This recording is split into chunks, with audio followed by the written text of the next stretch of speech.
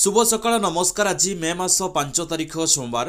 आसंतु नजर पकेबा आज सकाळर ओडिशा समेत देश विदेशर गुरुत्वपूर्ण खबर गुड़िक भिडियोटी शेष पर्यंत देखा आपंक अनुरोध ताकि अल्प किसी समय मध्य आज दिनर गुरुत्वपूर्ण खबर गुड़िक आप जानीपारे। आगामी 2 दिन राज्य में कालबैशाखी वर्षा देखा मिल। आज मयूरभंज कोरापुट मालकानगिरी जिलार गोटे दुईटी स्थान में बिजुली घड़घड़ी सह प्रबल वर्षा और झटका पवनर बेग घंटा प्रति 40 ରୁ 50 किमी रहिबाकु थिबारु ऑरेंज वार्निंग जारी होईछि। उपकूल दक्षिण ओडिशार जिलागुड़िकर मध्य कालबैशाखी प्रभाव रहिबो। परवर्ती 24 घंटा मध्य उत्तर ओडिशा समेत गजपति जिले में कालबैशाखी प्रभाव अधिक रहिबाकु थिबारु ऑरेंज वार्निंग दिया जाइछि। परवर्ती खबर आज मुख्यमंत्री अभियोग शुणाणी बंद। भुवनेश्वर यूनिट 5 स्थित प्रकोष्ठ में शुणाणी बंद रहिबो। प्रबल ग्रीष्म प्रभाव को दृष्टि रखी ए प्रकार निष्पत्ति निया जाइछि। मुख्यमंत्री कार्यालय पक्षरु एही सूचना दिया जाइछि। 2 दिनर कालबैशाखी पर राज्य में ग्रीष्म प्रभाव बढ़ी। दिनर तापमात्रा 35 डिग्री पार करिछि। दिन में लोक मैंने घर बाहर जावाक भय करुछंती। अंशुघात एकाधिक जीवन गलानी। परवर्ती खबर तालचेर अंचल में चांचल्य। निखोज युवती को दुष्कर्म पर देहरे निया लगाई जाड़ीदेले दुष्कर्मकारी। गत 26 तारिख निखोज थिले हेले युवती गलित मृतदेह बिलरू उद्धार है। एपरि एक चांचल्यकर घटना घटी तालचेर बंरपाल ब्लॉक कुशपंगा गाँ निकट में एप्रिल 26 तारिख निखोज थिले कणिगाँ ब्लॉक लधाझरी गाँवर युवती। परवर्ती खबर बढ़िला। भारतीय सेनार बल रूस रु आसिला अत्याधुनिक इग्ला-एस मिसाइल। रूस भारत मध्य मिसाइल को नहीं किछि दिन पूर्व प्रतिरक्षा आलोचना करा जायथिबा बेले एबे चुक्ति स्वाक्षर होईछि। इग्ला-एस मिसाइल पई रूसिया भारत मध्य 260 कोटी टंका सह 52टी मिसाइल चुक्ति स्वाक्षर होईछि। भारतीय वायुसेना रे सामिल होवा परे एलएसीओ एलओसी मुतयन करा। मिसाइल राडार लेजर सेंसर निर्मित शत्रु पक्षर आक्रमणर सूचना क्षणिकर हब तीव्र गति में लक्ष्य भेद करें। परवर्ती खबर प्रधानमंत्री किसान सम्मान निधि पीएम किसान योजनार 20तम किस्ती खूब शीघ्र चाषी बैंक अकाउंट को आसिब। तेबे एही योजना अधीन योग्य चाषी मानक 2000 टंकार सहायता राशि प्रदान करा। तथापि सरकार पक्षर एपर्यंत टंका आसवा नहीं आनुष्ठानिक तारीख घोषणा करा नहीं। किस्ती जून 2025 रे आसियो बोली आशा करा जाउछि। तबे जेउ चाषी मानकर ई केवाईसी होई नाही सेमानकर 20तम किस्ती कटि जाई पारे तुरंत जनसेवा केंद्र को जाई ई केवाईसी करे नियंतु। परवर्ती खबर क्षेपणास्त्र आक्रमण पर एयर इंडिया विमान गतिपथ बदलिला। दिल्ली तेल आविव जाउथुवा विमान अबु धाबी अभिमुखे गला। तेल आविव निकट में क्षेपणास्त्र आक्रमण सूचना पाई अबु धाबी यात्रा करिथिबा सूचना मिली। तेल आविव अवतरण करिवार घंटाए पूर्व क्षेपणास्त्र आक्रमण आकाश रे एयर इंडिया विमान आबि धाबु गला। मे 6 जाए तेल आविव दिल्ली फेरिबाकु थिबा विमानर उड़ाण बातिल करा जायथिबा जଣା पड़िछि। परवर्ती खबर रायगड़ा ओभरब्रिज रु 30 फुट तलकू खसला टैंकर अल्पके भर्तिले लोके। रायगड़ा सहर में एक अभावन घटना घटी। रायगड़ा ओभरब्रिज उपरू 30 फुट तलकू खसला एक टैंकर। एते बड़ दुर्घटना अल्पके भर्ती जाइछन्ति लोके।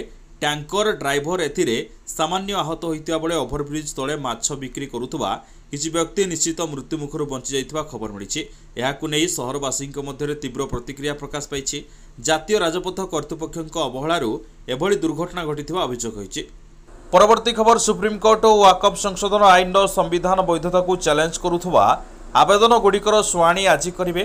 किछि सप्ताह पूर्व सुप्रीमकोर्ट द्वारा उठा जाउथुबा प्रश्न को दृष्टि रखी सरकार यह विवादीय आईन दुईटी प्रमुख बिंदुर कार्यान्वयन को स्थगित रखिथिले।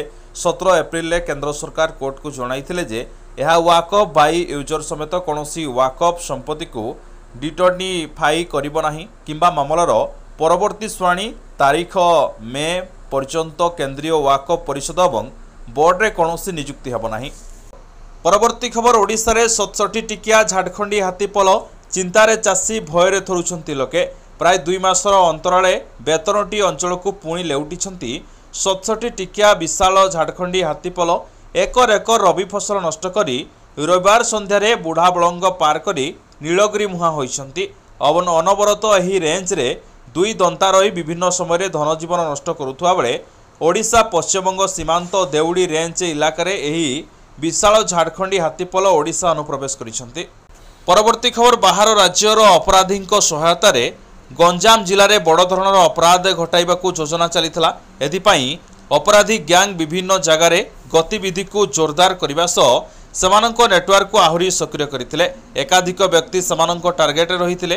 तेबे ठिकाना समय गंजाम जिला पुलिस एक स्वतंत्र टीम विभिन्न थाना अंचल में ऑपरेशन आरंभ करी सेमानंक योजना को पंड करिबारे सफल होईछि। परवर्ती खबर कमिशनरेट पुलिस पक्षरु 6 जन साइबर लुटेरा को गिरफ्त करा जायछि एवं सेमानंकठारु 4 लाख रु अधिक टंका जबत होईछि। समस्त लुटेरा बलांगीर और पाटनागढ़ अंचल होइतिबा सूचना मिलिछि। ए लुटेरा माने मोबाइल रे मेसेज करी आप जरिया लुटुथिले। सेमाने जणे LIC ऑफिसर 78,000 टंका लुटिथिले। लुटेरांकठारु मोबाइल फोन एवं ATM कार्ड पुलिस जबत करिछि। मुख्य अभियुक्तों को धरिया पई कमिशनरेट पुलिस एक टीम राज्य बाहर को जाइछि बोली जଣା पड़िछि। परवर्ती खबर जम्मू काश्मीर रामबन जिलार बैटरी चश्मा निकट में एक सेना ट्रक घाटी प्राय 200 ରୁ 300 मीटर तलू खसी पड़ी। फल 3 जवान शहीद होती।